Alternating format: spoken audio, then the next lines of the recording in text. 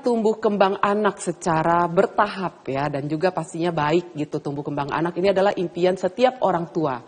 Tapi bagaimana jika anak-anak ini mengalami keterlambatan bicara atau dikatakan speech delay? Kira-kira apa ya penyebabnya speech delay ini? Kalau seandainya zaman sekarang sedikit-sedikit yang disalahin adalah, aduh kebanyakan dikasih gadget sih, makanya bisa mengalami speech delay. Nah kira-kira kalau seandainya anak-anak sudah mengalami speech delay, bagaimana peran sebagai orang tua untuk meningkatkan kemampuan anak bisa berbicara dalam speech delay ini pemirsa? Pada pagi hari ini bersama dengan saya Alia Renomas di acara Sehat Pagi, kita sama-sama akan membahas meningkatkan kemampuan bicara anak speech delay. Sudah hadir bersama dengan saya, ada Dr. Sani Mariana Samosir, spesialis anak. Yuk kita sapa dulu Dr. Sani, pemirsa. Selamat pagi Dr. Sani. Selamat pagi Mbak Alia. Bagaimana kabarnya dok? Baik, sehat. Baik, sehat. Luar biasa. Dok, kita pada pagi hari ini kan membahas seputar speech delay ya pada anak. Bagaimana sih sebagai orang tua tuh bisa meningkatkan kemampuan berbicara anak? Pertanyaan saya yang pertama, kan Dr. Sani spesialis anak. Dok, emang sebanyak itukah anak-anak yang mengalami speech delay ini, Dr. Sani? Oke, Mbak Alia. Jadi speech delay itu kalau data di Indonesia kita masih belum tahu pasti ya. Tapi kalau penelitian di luar negeri, salah satunya di Amerika 5-12% dari anak itu mengalami speech delay. Oh, oke. Tapi kita mesti tahu nih speech delay itu apa dulu ya. Jadi ayah bunda, speech delay itu adalah kemampuan bicara dan berbahasa anak yang lebih lambat daripada milestone atau usia yang seharusnya dia bisa melakukan kemampuan bicara bahasa itu. Biasanya di usia berapa nih dok? Anak-anak itu bisa untuk mulai berbicara itu biasanya di usia berapa? Karena kalau seandainya Anda masih memiliki putra-putri yang masih kecil ya, biasanya kan ibu-ibu tuh suka langsung pamer satu sama lain ya kan. Anakku umur segini ya bunda, sudah bisa loh jalan, anakku udah bisa berbicara. Nah kira-kira kalau seandainya dilihat dari usia anak, di usia berapa sih biasanya anak ini sebaiknya sudah mulai untuk berbicara? Oke, jadi saya mungkin jelasin dulu ya. Jadi ada kemampuan berbicara bahasa yang reseptif, artinya dia bisa menerima, dan juga kemampuan bicara bahasa yang ekspresif. Artinya si anak ini bisa mengeluarkan kata-kata.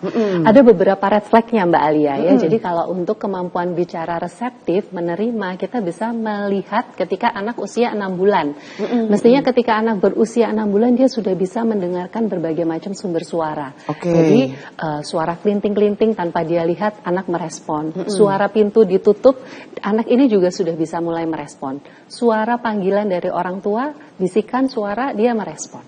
Kemudian nanti ketika anak ini berusia 1 tahun, dia sudah mulai bisa ngerti kalau namanya dipanggil. Nah, jadi kalau anaknya ayah bunda usia 1 tahun tapi dipanggil namanya dia tidak menoleh, hati-hati, mungkin ini red flag-nya. Ya, betul. Lanjut lagi nih Mbak Alia nih. 1 tahun sampai 2 tahun kalau reseptifnya bagus, si anak ini akan sudah mulai bisa mengerti ketika diberikan perintah sederhana. Nah, perintah sederhananya tanpa kita tunjuk-tunjuk. Misalnya, Dek, ambilkan baju kotor itu atau bola itu, tanpa kita tunjuk, dia sudah memahami, berarti anak ini kira-kira kemampuan bicara bahasa reseptifnya sudah baik. Itu di usia 1 sampai 2 tahun. Yes. Tanpa kita tunjuk berarti. Tanpa kita tunjuk. Oh, kita ngomong gitu aja udah ngerti. Iya. Karena kalau ditunjuk kan berarti bisa karena visualnya dia juga, atau karena si anak ini mendengar dan paham. Gitu. Itu untuk yang reseptif, kemampuan reseptif. Bagaimana dengan yang kemampuan ekspresifnya ini, Dokter Sani? Ini kemampuan ekspresif ini yang juga penting ya. Ekspresif kalau usia 2 bulan dia masih belum bisa ngomong-ngomong dong. 2 bulan itu biasanya kemampuan bicara ekspresif anak bisa ditunjukkan dengan dia membalas senyuman orang tua.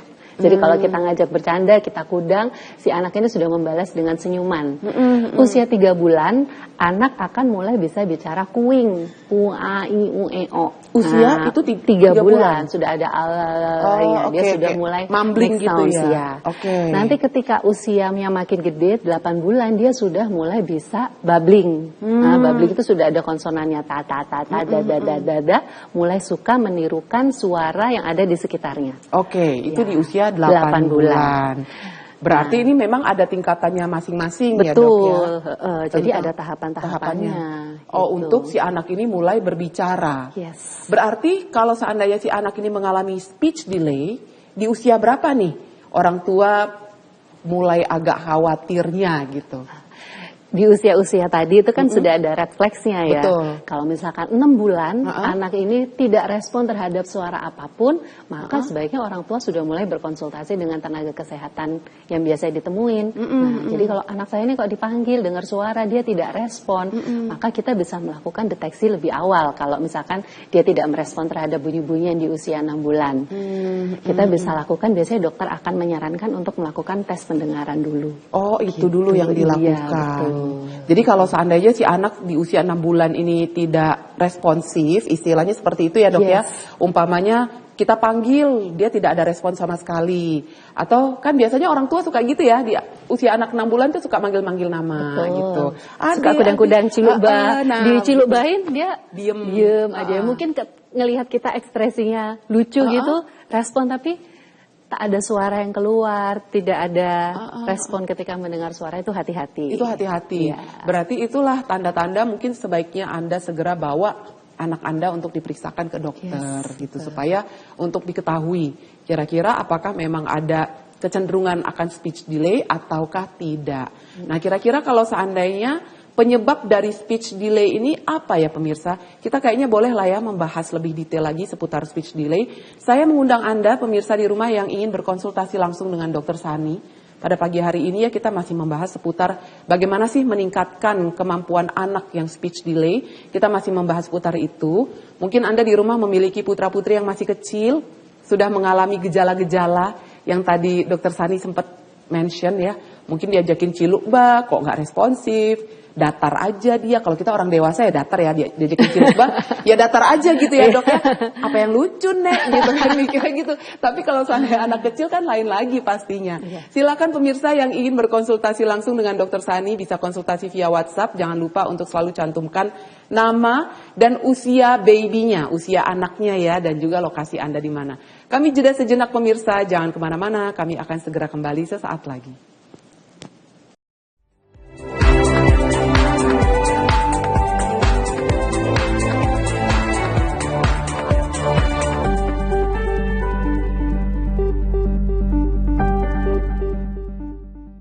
Pemirsa masih membahas seputar meningkatkan kemampuan bicara anak speech delay. Kalau seandainya zaman sekarang anak itu mengalami keterlambatan berbicara, pasti nomor satu yang disalahin adalah ini sih bundanya suka ngasih gadget. Atau mungkin akung utinya selalu suka ngasih gadget gitu ya.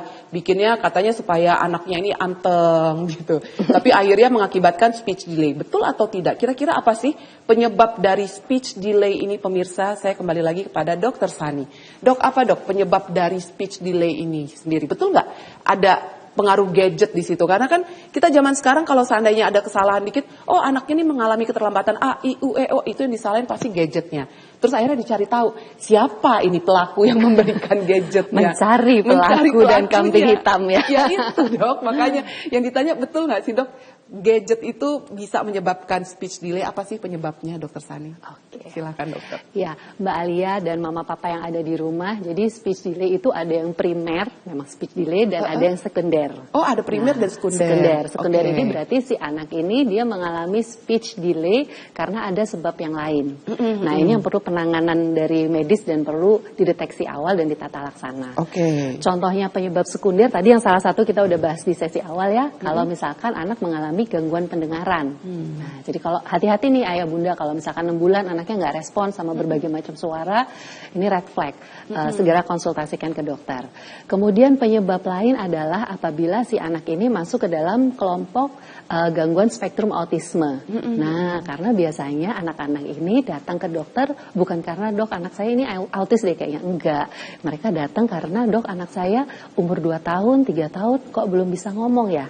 Dulu waktu setahun udah mulai mama-mama, 2 tahun 3 tahun makin habis kata-katanya. Nah, cuman kalau masuk ke dalam kelompok ini biasanya kan tidak hanya telat bicara, tapi autis itu ada gangguan dari sosial komunikasi dan perilaku repetitif. Berarti dia ada gangguan sosial komunikasi. Berarti anak ini nggak bisa lihat-lihatan nih mbak.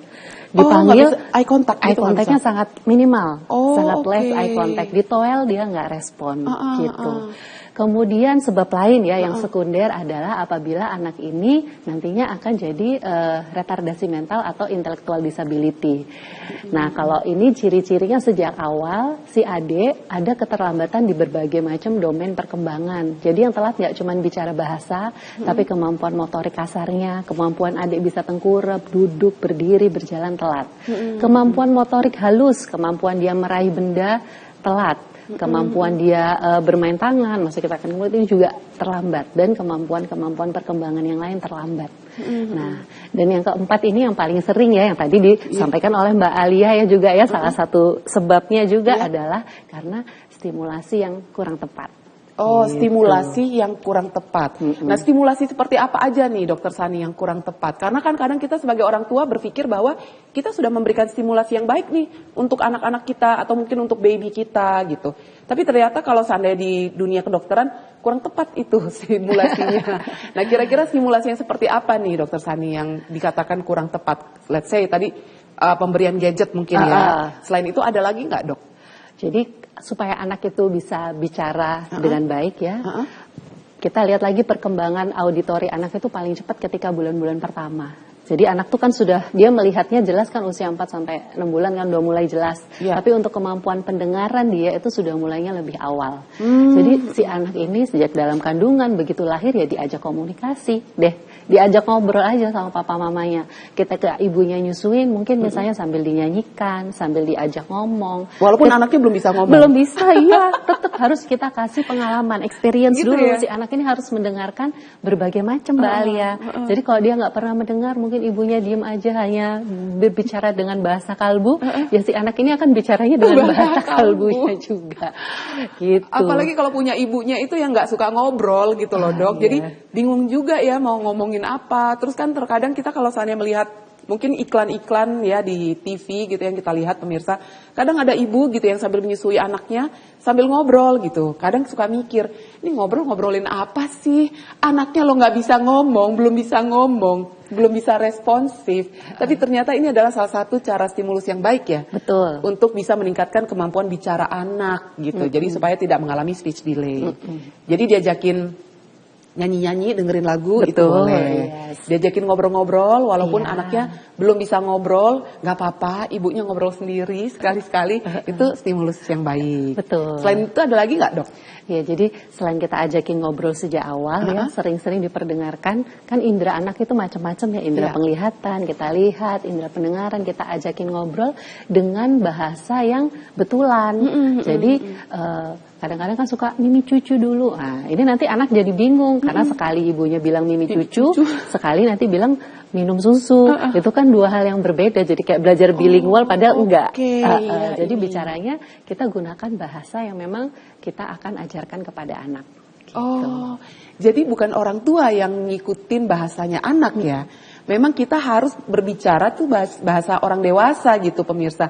Nggak bisa kalau bilang minum susu, yuk mimi cucu dulu, nggak bisa. Nanti bingung anaknya. Bingung ya anaknya. Karena selama ini ayo ngaku pemirsa, Anda masih suka begitu nggak kalau ngobrol sama anak Anda gitu. Ayo kita mam dulu gitu ya. Biasanya ayo makan dulu ya, seperti itu. Tapi kita ayo mam dulu, ayo mimi cucu dulu, itu ternyata sebaiknya dihindari. Karena memang bisa mengakibatkan speech delay ini ya Dok ya.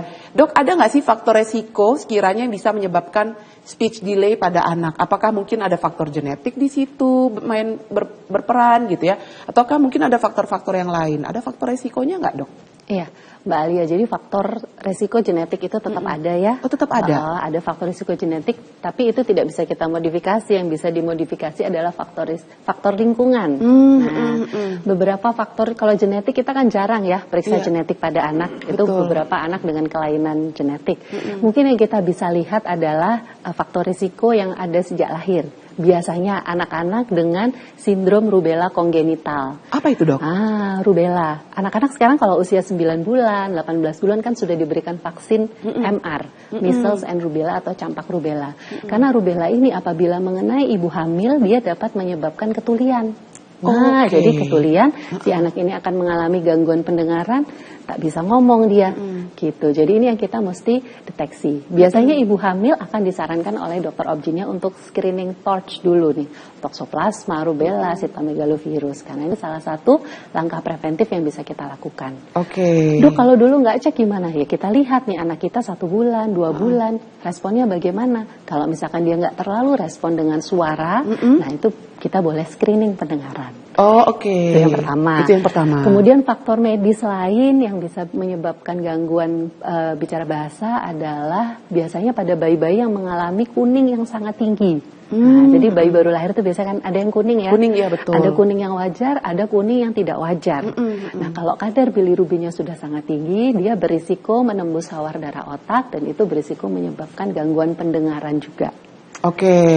Itu faktornya. Yes. Atau misalkan bayi-bayi atau anak-anak dengan cedera otak, dia pernah kejang sering atau tidak sadar. Nah, ini juga bisa mengganggu fungsi pendengarannya. Tentu akan berpengaruh terhadap kemampuan bicara dan bahasa si anak.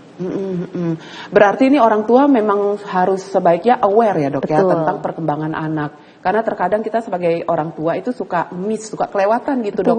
Apalagi tadi dokter Sani katakan di usia anak 6 bulan nih, kalau seandainya anak ini tidak responsif, ada baiknya diajak ya atau dibawa diperiksa ke dokter gitu. Siapa tahu ada kecenderungan untuk mengalami speech delay di usia 6 bulan.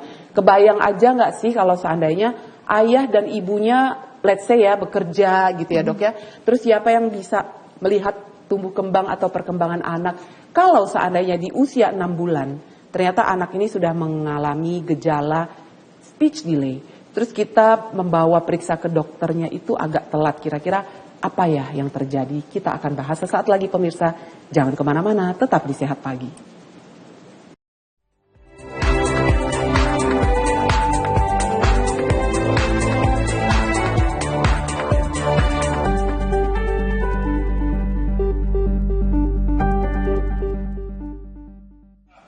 Tidak semua orang tua memiliki waktu yang banyak untuk mengikuti perkembangan atau tumbuh kembang anak. Jadi akhirnya kita tidak selalu mengetahui ya apakah mungkin anak ini mengalami gejala dari speech delay ataupun tidak. Apalagi tadi dokter Sani katakan sebaiknya di usia 6 bulan ketika sudah ada tanda-tanda nih si anak kurang responsif, ini mungkin saatnya untuk dibawa ke dokter gitu. Tapi kan tidak semua orang tua mengalami atau memiliki waktu untuk membawa putra-putrinya. Jika membawa anak sudah lewat dari usia 6 bulan, baru diperiksakan ke dokter, apa sih yang kira-kira terjadi kalau Sani sudah melewati masa 6 bulan itu?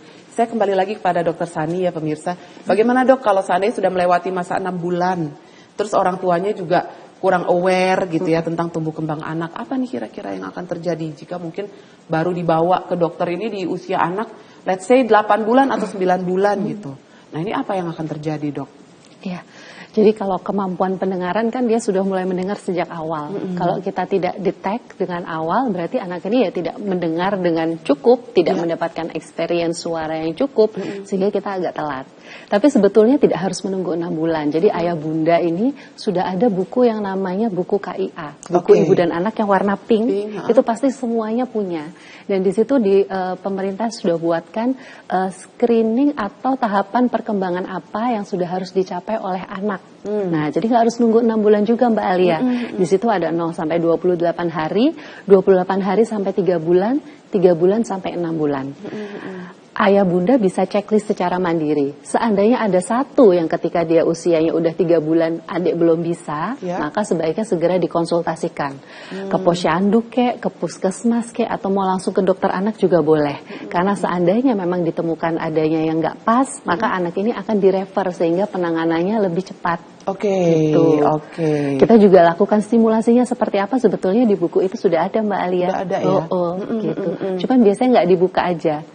Ya, betul loh. Jadi dari sekian banyak ibu yang datang ke poli, biasanya saya tanya buku KIA-nya mana, nggak ada yang mengisi tuh. Oh, nggak ada yang mengisi. Iya, nggak dibaca, padahal bagus bukunya. Oh gitu ya. Dengan alasan apa dok biasanya nih? Kan saya mau nanya dulu dong dari POV-nya dokter spesialis anak yang biasanya ketemu dengan bunda-bunda nih gitu yang tidak mengisi buku KIA, itu alasannya apa dok biasanya? Macam-macam ya. Kan biasanya kalau ada yang ke posyandu rutin itu dicek pertumbuhan, tapi yang halaman perkembangan mungkin nggak tahu loh, kebanyakan nggak tahu ada halaman itu, padahal di situ sebenarnya sudah bagus sekali. Jadi stimulasi apa yang sebaiknya dilakukan oleh orang tua, lalu tahapan perkembangan apa yang seharusnya sudah bisa dikuasai si anak. Makanya di Sehat Pagi ini sebenarnya adalah salah satu bentuk sosialisasi dari Dokter Sani juga ya, untuk mengingatkan bunda di rumah yang mungkin sudah diberikan buku warna merah muda itu, buku KIA ya dok ya. Iya. Nah itu dibuka lah gitu. Saya paham, lebih senang untuk scrolling handphone ya daripada membuka buku, saya paham itu. Tapi nggak apa-apa, demi kebaikan anak-anak Anda nih, alangkah baik ya untuk dibuka bukunya. Jadi supaya bisa dilihat kira-kira tumbuh kembang anak Anda ini sesuai nggak dengan usianya. Dokter Sani, dari tadi nih saya melihat ada alat nih di depan. Oke. Nah ini menarik sekali. Kita melihatnya kayak alat yang kayak untuk permainan anak-anak mungkin ya. Sebenarnya ini alat apa nih Dokter Sani? Boleh dong dijelasin ke kita dok? Ini sebenarnya bukan alatnya aja, Mbak. Jadi ini mau dengan benda apapun, dengan bunga, dengan apapun boleh. Tapi ketika tadi dua kunci mengajak anak bicara atau melakukan stimulasi, kita memberikan experience, pengalaman mendengar. Dan sebaiknya pengalaman mendengar itu kita lengkapi dengan indera-indera yang lain. Jadi misalkan ini nih, boleh dipegang dok? Boleh dong ya, boleh ya. Si anak bisa lihat, bisa pegang, dan dia bisa dengar. Nah gitu. Jadi mungkin ketika ibu melakukan kegiatan sederhana aja, sesederhana memakaikan anak baju. Nah, sekarang mama mau pakaikan adik baju dulu, tangannya dimasukkan, ini tangannya dimasukkan, tangan kirinya dimasukkan. Itu adalah salah satu cara kita stimulasi. Kita berikan dia banyak experience atau exposure bunyi-bunyi, dan kita tunjukkan apa sih maknanya. Nah, kemudian ketika kita bermain nih Mbak, misalkan ini kita mau main apapun lah bendanya, balok misalnya. Usahakan ketika kita bicara sama anak, kita lihat-lihatan matanya. Oh, eye contact gitu. Eye contact. Ya, jadi si anak ini akan memperhatikan, halo, Dek Alia, ini gitu mama punya sesuatu warnanya putih bagus ya. Ini mama kasih ya ke Dek Alia. Jadi kita sebutkan kita siapa dan kita ingatkan adik ini siapa. Nah, karena ketika umur setahun kan tadi salah satu red flag kita adalah anak menoleh ketika dipanggil namanya. Dia nggak akan noleh kalau kita nggak pernah kenalin namanya dia siapa dong. Gitu betul. Jadi kita kenalkan, Dek Alia, ini mama kasih, ada interaksi. Kemudian nanti setelah banyak memberikan experience dan exposure, baru kita kasih dia kesempatan untuk ngomong. Nah, kalau si anak ini nggak kasih kesempatan, dia tidak pernah dikasih kesempatan untuk menjawab, ngomong, ya dia akan diem aja. Lalu satu lagi, ketika dia sudah mengucapkan sesuatu, kita respon. Jadi ada interaksinya. Nah, inilah yang menyebabkan kenapa anak kalau suka main gadget lama, kan tak ada yang respon, dia ngelihat doang, secara pasif dia akan lihat aja, tapi tanpa diberikan kesempatan untuk bicara. Ini akan mengganggu perkembangan bicara bahasanya Mbak Alia. Gitu. Karena kadang anak itu kalau seandainya dikasih gadget itu supaya diem ya pemirsa, nggak banyak ngomong. Kan ada tuh orang tua kalau seandainya anak itu ngoceh aja gitu ya, ceriwis aja. Nih berisik banget sih. Udah main gadget aja udah biar anteng. Nah, kadang orang tua itu ambil simpelnya seperti itu. Terus antengnya keterusan kan, Mbak? Terus bingung. Anakku anteng terus ya. Dia nggak pernah ngomong ya. Itu yang terjadi. Bisa begitu. Bisa begitu ya. Jadi memang kita sebagai orang tua harus merangsang istilahnya ya dok ya, merangsang supaya si anak ini bisa menjadi tidak speech delay gitu ya, bisa talkative lah istilahnya begitu. Nanti kalau sana speech delay bingung, giliran anaknya ceriwis bingung. Pusing orang tuanya. Tapi ini alat apa nih dok sebenarnya? Kalau sana yang tadi dilihat ini sebenarnya ini alat apa sih dok? Mainan kah atau alat apa sebenarnya? Jadi sebenarnya orang tua suka tanya ya, mainan edukasi yang seperti apa? Sebetulnya bebas loh. Kita mau pakai sendok garpu di rumah, piring susah ya, pecah belah ya. Mangkok plastik di rumah itu pun boleh. Gitu. Jadi kita pokoknya kasih banyak pengalaman. Ini mas saya belinya murah di marketplace ya. Apapun sebenarnya boleh. Tidak harus yang seperti ini.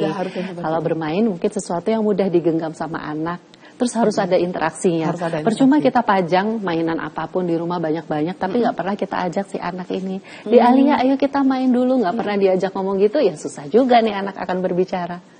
Gitu. Oh, oke. Jadi memang anak ini butuh teman untuk bermain ya, Dok ya. Intinya seperti itu. Bukan berarti orang tua sudah membelikan banyak sekali mainan dari yang mahal-mahal gitu ya. Tapi anaknya main sendiri, nggak ada yang ngajakin interaksi gitu. Nah, ini bisa mengakibatkan speech delay juga. Nggak ada interaksi, nggak ada kesempatan untuk anak bicara. Oh, si anak ini juga harus ditanya-tanya nih.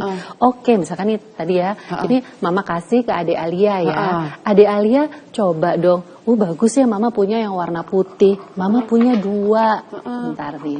Mama punya 2. Ini mama kasih di Alia yang warna putih. Ini tadi warna apa ya? Oh, diajakin seperti itu. Gitu. Jadi udah kita kasih kesempatan, kita tanya deh. Kalau dia belum jawab, mungkin susah ngomong putih ya. Oh, ini putih. Nanti dia akan mencoba mengulang. Tapi itu tidak dengan 1-2 kali, harus dilakukan berulang-ulang. Oh, jadi harus repetitif ya, Dok ya? Repetitif, betul. Diulangin terus. Bukan hanya 1-2 kali aja, pemirsa. Baik, kalau begitu. Kita kayaknya jeda sejenak ya, Dokter Sani. Nanti saya ketika kembali mau bertanya nih kepada Dokter Sani. Jika memang anak sudah mengalami speech delay, apakah ini bisa disembuhkan? Bisakah anak-anak yang mengalami speech delay ini berbicara secara normal? Ya, jadi speech delay-nya itu hilang. Sesaat lagi pemirsa, jangan kemana-mana, tetap di Sehat Pagi.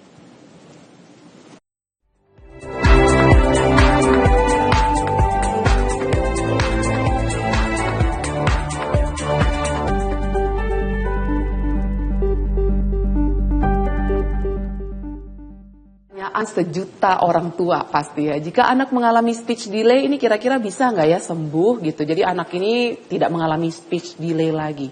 Nah makanya kita langsung bertanya kepada Dokter Sani. Dok, kalau seandainya anak mengalami speech delay itu bisa sembuh nggak sih Dok? Sebenarnya ataukah mungkin ke depan-depannya akan mengalami keterlambatan untuk berbicara, susah untuk berkomunikasi. Nah ini bagaimana Dokter Sani? Oke, jadi kalau anak ini speech delay, sampai belibet ya, dia akan berisiko mengalami gangguan belajar, gangguan berkomunikasi dan yang lain-lain. Nah, speech delay bisa normal atau tidak, itu tergantung sebabnya Mbak Alia. Jadi kalau misalkan si anak ini speech delay-nya karena kita mungkin intervensi atau stimulasinya yang kurang tepat, maka itu bisa kita perbaiki. Tapi kalau dia speech delay-nya secondary karena mungkin penyebab medis yang lain, nah ini yang kita mesti cari dan atasi sebabnya dulu, baru kita bisa berusaha untuk meningkatkan kemampuan bicara bahasa si anak. Gitu. Stimulasi seperti apa yang kurang tepat itu Dok? Kalau tadi kan Dokter Sani sempat cerita ya, stimulasi yang tepat itu kita ajakin ngobrol, kita mungkin kasih kayak mainan, apapun lah itu. Boleh mainan yang dijual di marketplace ataupun yang barang yang ada di rumah gitu ya. Itu sebagai barang untuk kita ngobrol gitu ke anak. Tapi kira-kira stimulasi seperti apa nih Dok yang kurang tepat bagi anak yang sekiranya bisa mengakibatkan speech delay bagi anak ini Dok? Iya. Kalau tadi Mbak Alia sempat singgung mengenai gadget atau penggunaan screen time, itu adalah salah satu faktor risiko anak mendapatkan stimulasi yang tidak tepat. Karena kalau screen gadget itu dia akan berbicara atau mendengarkan dengan pasif tanpa ada kesempatan untuk si anak ini ngomong balik. Nah, sebetulnya Ikatan Dokter Anak Indonesia sudah memberikan rekomendasi untuk penggunaan gadget untuk anak. Jadi sebetulnya anak usia 0 sampai 1 tahun belum boleh pakai gadget. Walaupun kita kasih tontonan kayak film kartun gitu di gadget, itu juga belum boleh Karena anak juga belum bisa bedain antara kartun dan real thing. Jadi kalau awal-awal sebaiknya kita berikan experience yang memang benar-benar nyata. Ya, kalau dengerin musik aja sih nggak masalah, tapi kalau dengerin musik sambil nonton berjam-jam itu masalah. Jadi 0 sampai 1 tahun masih belum ada rekomendasi untuk screen time. 1 tahun sampai 2 tahun boleh, tapi untuk video call. Nah, kan ada interaksi. Misalnya nih papanya kerja di luar kota, si anak ini kan tak ada kesempatan untuk bisa komunikasi, ngelihat bapaknya, dia boleh nih video call.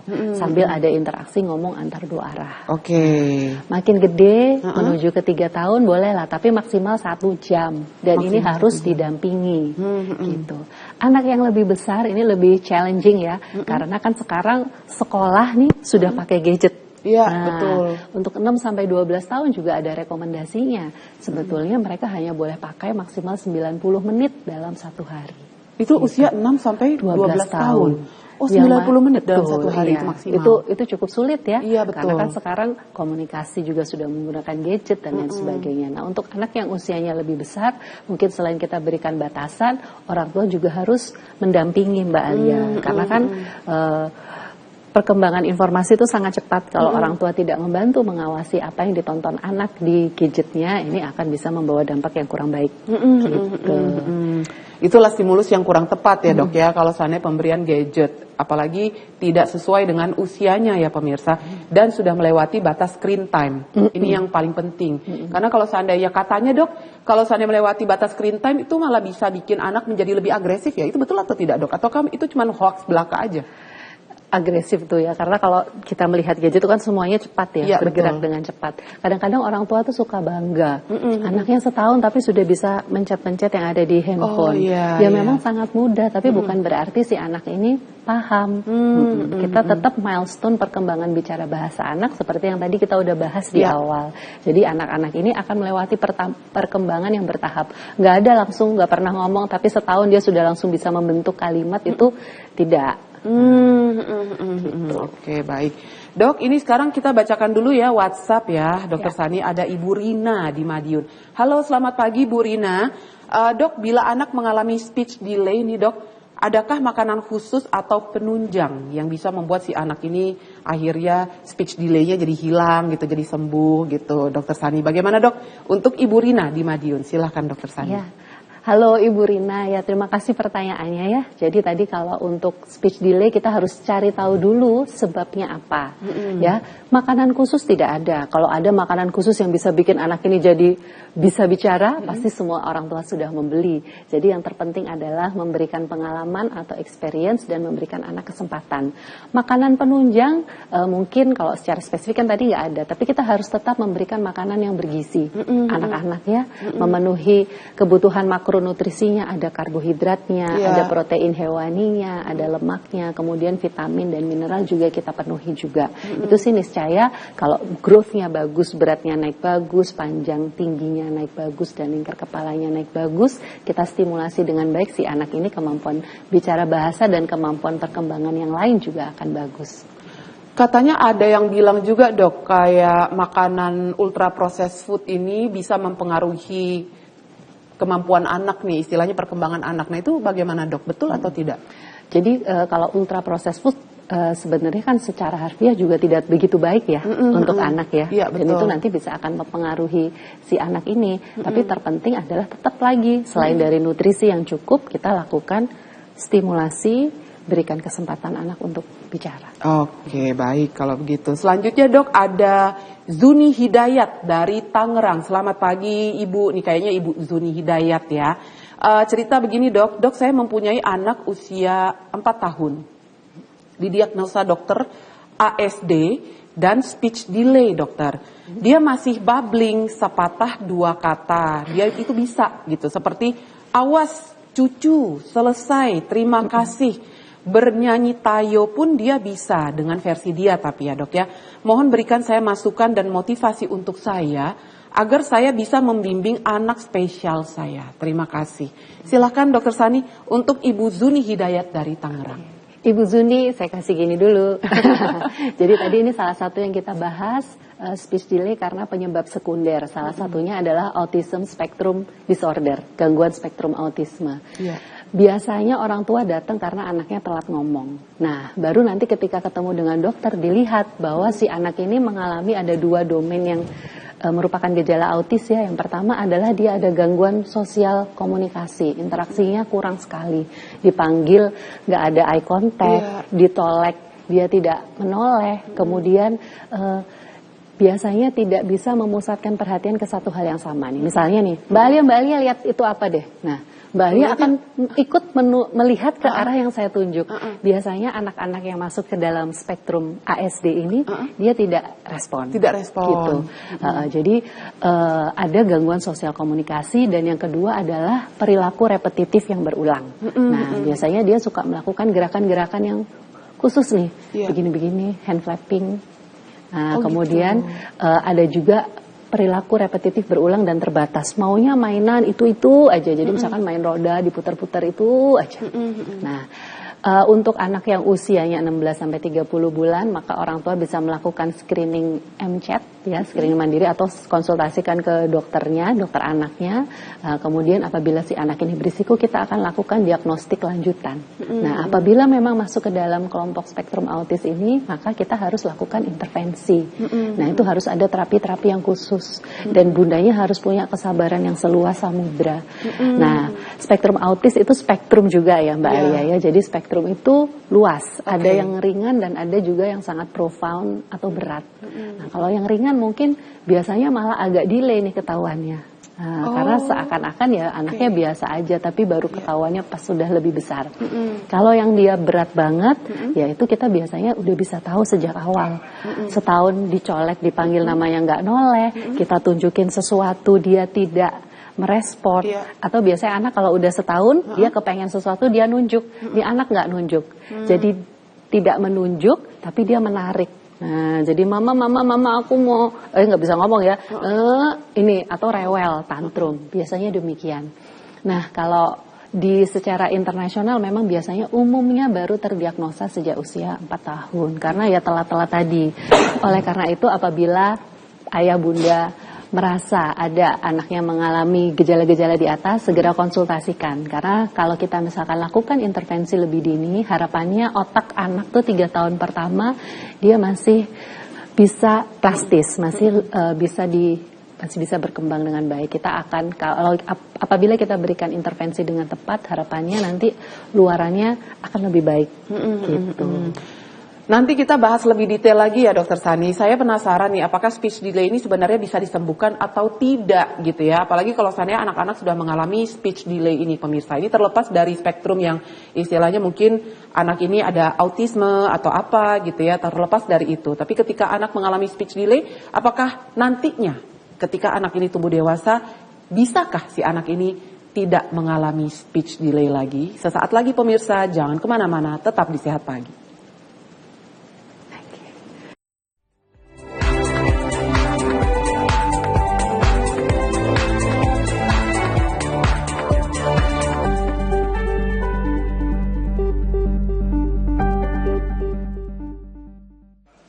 Jika anak mengalami speech delay ketika tumbuh dewasa, ya, apakah anak ini tetap akan mengalami speech delay kah?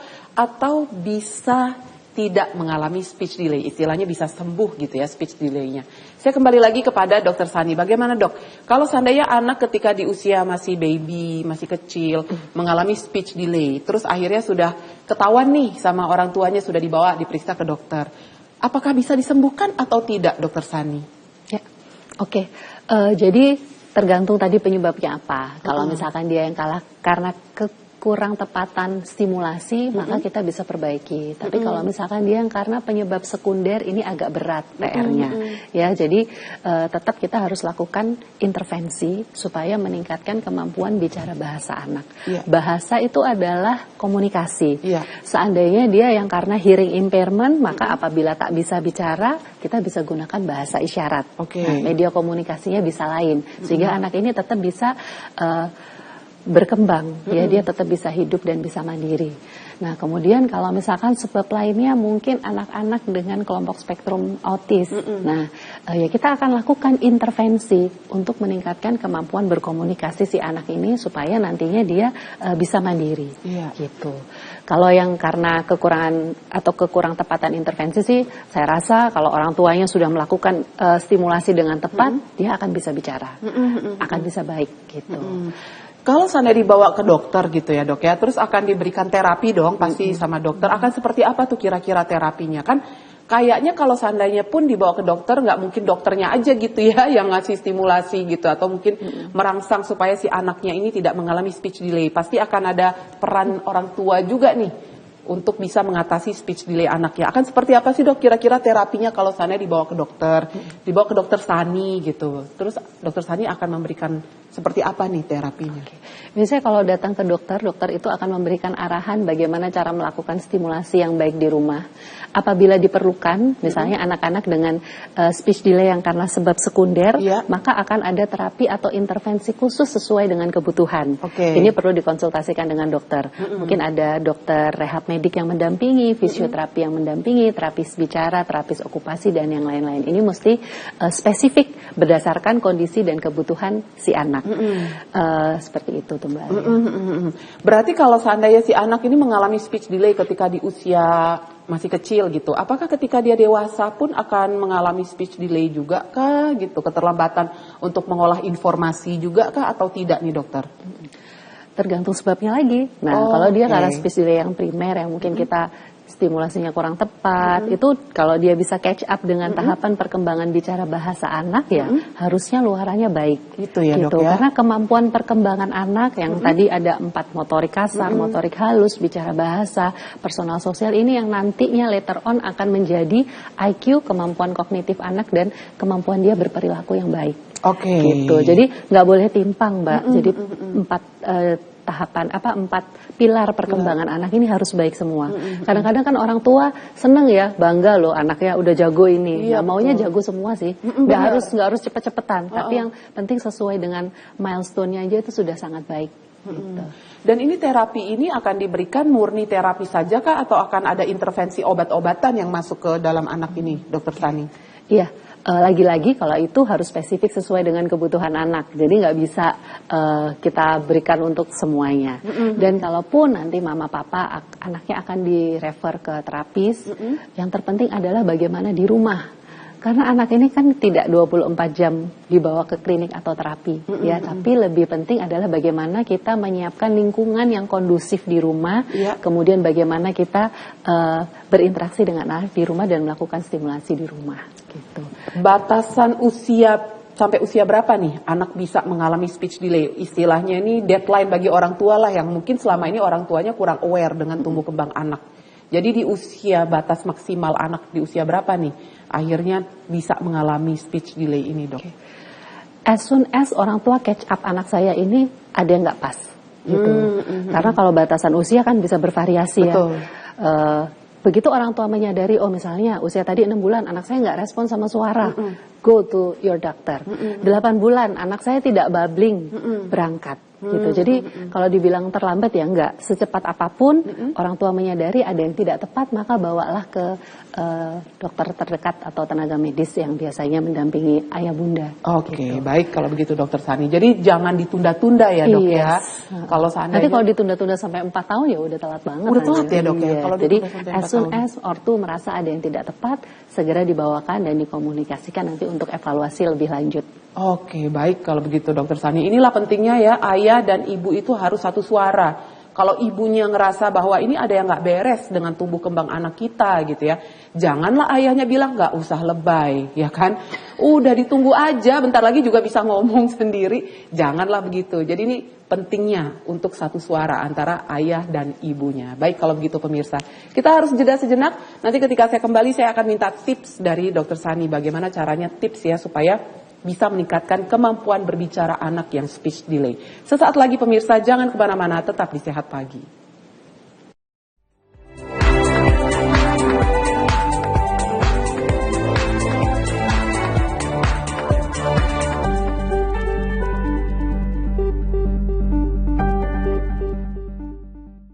Segmen terakhir Sehat Pagi pemirsa, dan kalau segmen terakhir saya maunya tuh minta tips ya dari Dokter Sani. Tipsnya nih dok, bagaimana bisa meningkatkan kemampuan berbicara anak speech delay? Apa nih tipsnya, terutama bagi ayah dan ibu nih, karena memang kemampuan anak untuk berbicara itu tergantung dari bagaimana anak Anda memberikan stimulasi yang tepat. Betul ya dok ya. Jadi apa nih tipsnya bagi ayah dan ibu di rumah? Silahkan Dokter Sani.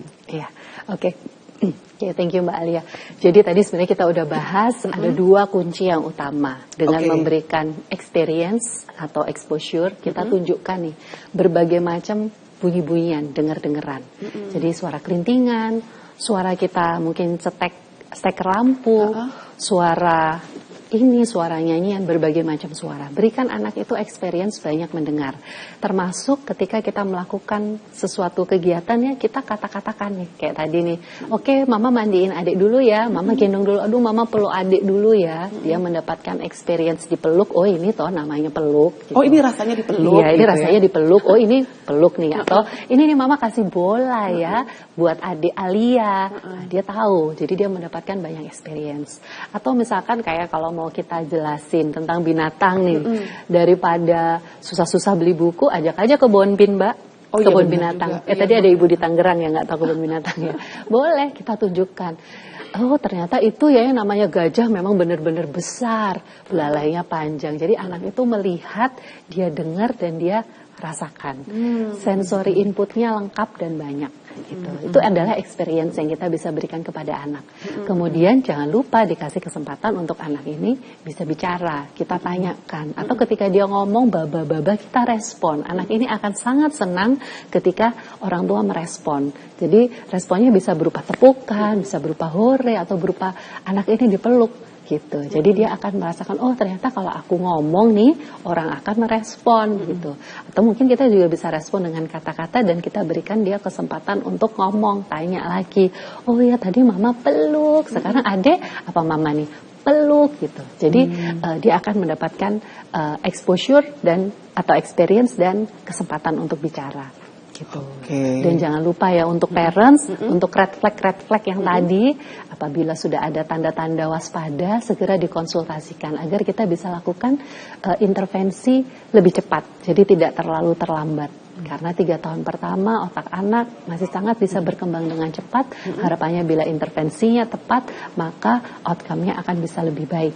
Oke, baik kalau begitu. Dokter Sani ini prakteknya di mana dok? Kalau seandainya ada pemirsa di rumah ingin datang ya membawa anaknya diperiksakan ke dokter Sani, praktek di mana dokter Sani? Oke, saya hari ini membawa nama RSIA Pusura Tegalsari Bunda Morula. Saya juga praktek di Rumah Sakit Umum Daerah Dr. Sutomo Surabaya.